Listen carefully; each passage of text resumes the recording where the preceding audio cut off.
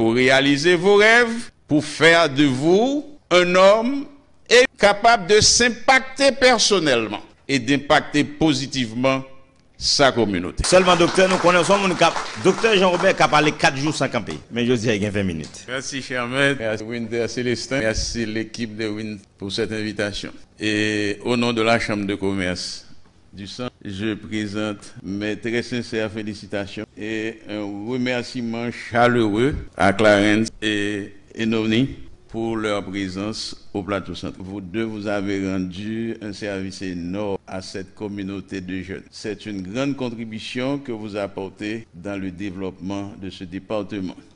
C'est un département qui a beaucoup de potentialités et vous êtes venus maintenant voir à ces jeunes qui sont devant vous qu'ils ont la capacité de réussir chez eux et de transformer cette communauté. Encore merci d'être venu et nous souhaiterions que vous reveniez encore pour d'autres conférences pour continuer à transformer ces jeunes, à les cultiver et à les construire pour l'horizon 2030. N'appartient qu'aux jeunes que vous êtes. Encore une fois, Winter, merci. Je vais essayer d'être prêt et je vais intervenir sur 2 axes. Le premier, je vais vous apporter des informations sur la Chambre de commerce. Vous êtes des entrepreneurs en herbe, vous êtes des entrepreneurs en action. Il y a une Chambre de commerce chez vous. Il est normal que vous puissiez savoir. Et c'est quoi?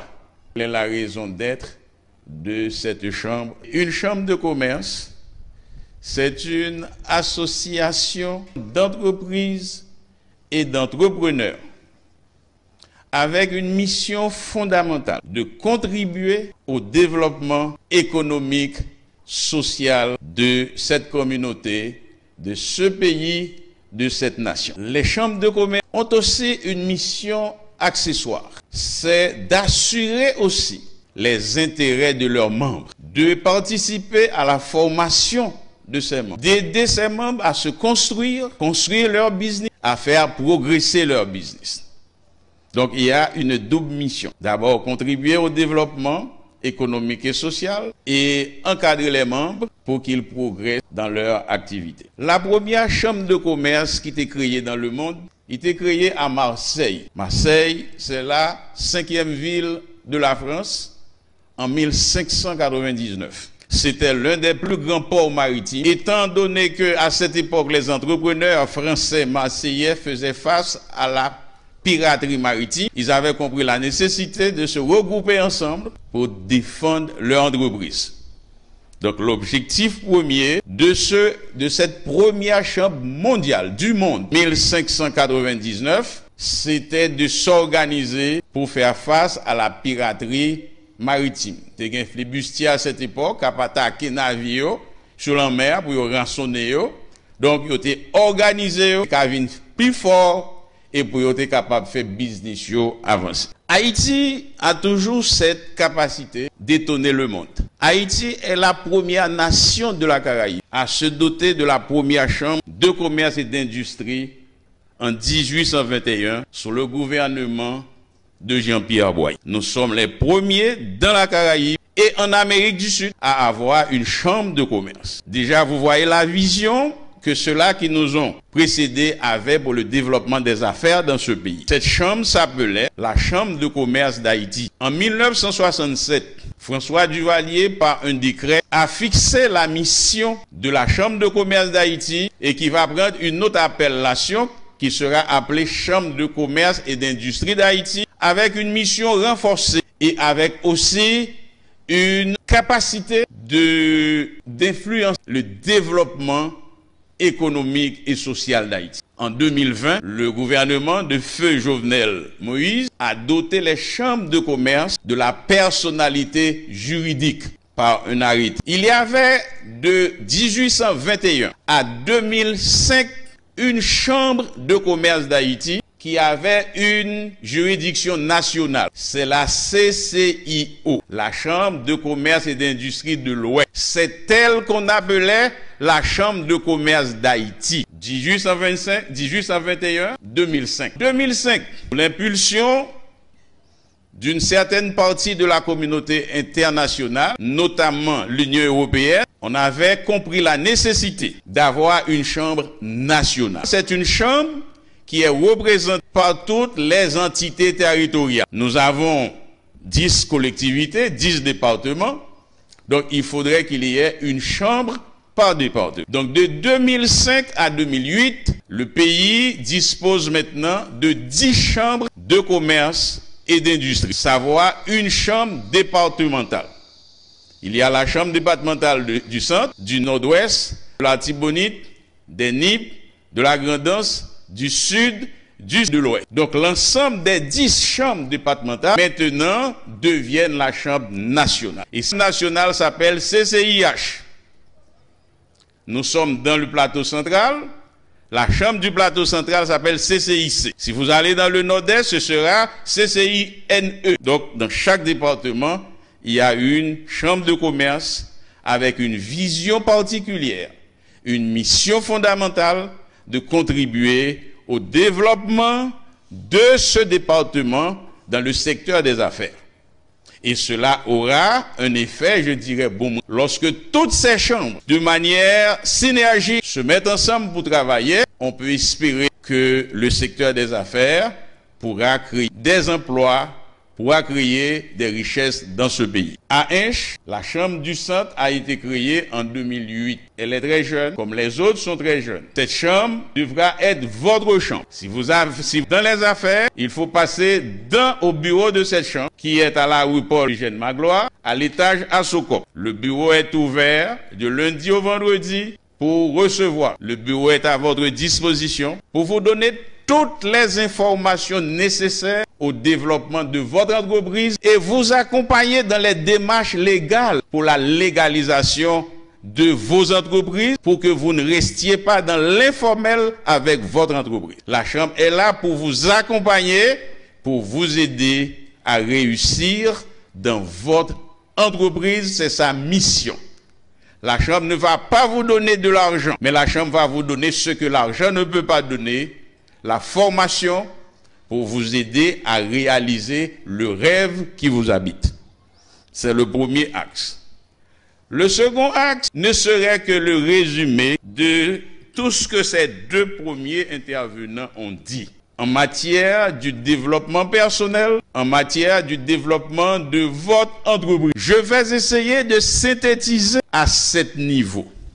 Donc il y aura une répétition quand même, parce qu'il y a des choses qui sont scientifiques. Cela veut dire qu'on va les trouver partout et en tout temps, en tout lieu. En synthétisant tout ce que Clarin et l'économiste Germain a présenté cet après-midi, nous allons faire une conclusion. Cette conclusion portera sur vous, jeunesse de ce pays, l'avenir de ce pays pour l'horizon 2030. Vous avez 8 ans devant vous pour réaliser vos rêves, pour faire de vous un homme et capable de s'impacter personnellement et d'impacter positivement sa communauté. Le premier élément qui est fondamental dans la construction d'une personnalité, dans la réalisation d'un rêve, c'est d'avoir de la volonté. Le premier élément. Et cette volonté, nous la déclinons à 3 niveaux. Il y a la volonté désir, il y a la volonté action, il y a la volonté réalisation. Donc en somme, la volonté est l'élément fondamental dans un processus de construction personnelle. Le deuxième élément, c'est d'abord la discipline. Rien ne peut se réaliser sans la discipline. Vous aviez étudié l'histoire dans les fables de La Fontaine, le lièvre et la tortue. Le lièvre symbolise le savoir, grande connaissance, le génie, et la tortue symbolise la discipline et la volonté. Vous connaissez le rêve. Dans ce concours, la tortue avait gagné. Elle avait moins de capacité, elle avait plus de volonté, elle avait plus de discipline. Il a remporté le prix. Le troisième élément, c'est la persévérance. On a déjà développé, je ne vais pas développer. C'est un ingrédient déterminant dans le succès de toute entreprise. Soyez persévérants. Le quatrième ingrédient, c'est la compétence. Germain a parlé de dotation. La compétence est une dotation que vous tous et toutes vous recevez. Pour celles et ceux qui sont chrétiens comme moi, c'est Matthieu 25, parabole des talents. Vous avez tous reçu des talents. Talent, don. talent. Il appartient à chacune de vous, de développer cette dotation que vous aviez reçue gratuitement à la naissance. Parfois, vous avez des dotations que vous ignorez. Il y a des dons qui s'ignorent en vous. Il y a des capacités qui sommeillent en vous. C'est à vous de les réveiller. Et personne, je dis personne, ne viendra les réveiller en vous. Vous devez les réveiller par vous-même. Cette capacité. Cinquième élément, cinquième ingrédient, c'est d'abord l'honnêteté. Il n'y a aucune réalisation sérieuse, qu'elle soit intellectuelle. Intellectuel, on parle de la probité intellectuelle. Le vrai intellectuel, c'est celui ou celle qui est probe, qui dit ce qui est vrai, qui dit ce qui est bien. Il faut être honnête d'abord avec vous-même. Germain l'a développé, Clarence l'a développé. Aimez-vous vous-même. N'attendez pas que je vienne vous aimer. N'attendez pas qu'on vienne vous dire que vous êtes beau, belle. Sachez que vous êtes beau par vous-même. Sachez que vous êtes belle par vous-même. Vous avez besoin de cette appréciation. Et cela procède de votre honnêteté, comment vous vous appréciez vous-même. Parfois, on s'apprécie mal. Parfois, on est malhonnête avec soi-même. Donc, si vous voulez réussir, il faut que vous soyez honnête avec vous-même. Regardez-vous dans un miroir pour voir l'image réfléchie. Est-ce que ça vous ressemble? Si ça ne vous ressemble pas, abandonnez cette voie, ne continuez pas sur l'autre voie. La sixième, c'est la moralité, c'est l'éthique. On parle d'éthique. Il y a une éthique en toutes choses. Depuis Aristote, on parle d'éthique jusqu'à aujourd'hui. Quelle que soit la profession que vous êtes appelé à exercer, il faut l'exercer avec éthique. Quel que soit le que vous exercez, il faut l'exercer de manière équitablement, avec éthique. Je ne vais pas voir les choses négatives pour parodier Clarence, mon ami. Si nous avons échoué dans notre pays, c'est parce que nous n'approchons jamais les choses de manière équitablement. Nous avons de faux intellectuels, nous avons de faux professionnels, nous avons de faux politiciens, nous avons de faux commerçants. C'est pourquoi parfois, eh bien, le pays est ce qu'il est. Mais là où les gens abordent les choses avec moralité et éthique, le rendez-vous, le succès est au rendez-vous. Le succès n'est pas, je dirais, l'échec comme le succès ne sont pas une fatalité. Moun qui réussit, il pas gagné qui dit le tas doit réussir. Moun qui échoue, pas gagné qui dit le tas doit échouer ou réussir parce que vous avez choisi le chemin du succès. Vous échouez parce que vous avez choisi la voie de l'échec. Je m'en souviens, j'enseignais à Dikini, et ça remonte en 1984, à l'école normale de Dikini. Il y avait un élève maître qui m'approchait, qui me disait, Maître Jean-Robert, je ne comprends pas ça. Je travaille longtemps, je n'ai pas de machine. Et mon bon jeune pasteur, il a une machine. Ce métier qui n'est pas bon. Ça, vous me faites. J'étais ému, mais je me suis ressaisi pour lui dire. Je vais vous dire une chose, Nancy. Il n'y a pas de saut métier. Il y a de saut de gens. Si pasteur a une machine, il a pris les mesures pour avoir un véhicule. Si vous n'avez pas un véhicule pour emmener vos enfants à l'école, vous êtes le seul responsable. Monsieur saisi. Il dit comment? Il me dit c'est à vous de vous organiser pour avoir votre propre machine parce qu'aucune autre personne ne vous donnera cette machine. Et j'allais dans un milieu chrétien, si loin pour lui dire, même ce Dieu du ciel ne descendra pas pour vous donner cette voiture si vous ne créez pas les conditions par vous-même pour avoir cette voiture. Donc cela veut dire que l'avenir de vous, dans les 8 ans à venir, peut être rose, peut être beau, agréable, si vous choisissez dès cet après-midi de vivre ce bonheur dans les 8 ans à venir.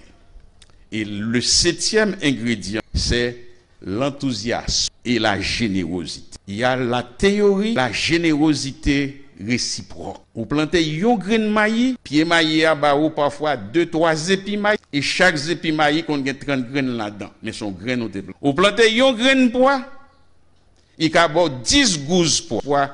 Il faut développer cet enthousiasme, cette générosité, ce partage dont parle Germain. Lorsque vous partagez, vous gagnez. Mais lorsque serrez ou perdez, soyez gagnant, que Dieu vous bénisse. Pla, pla, pla, pla, pla, pla, pla, pla, pla, pla, pla, pla, pla.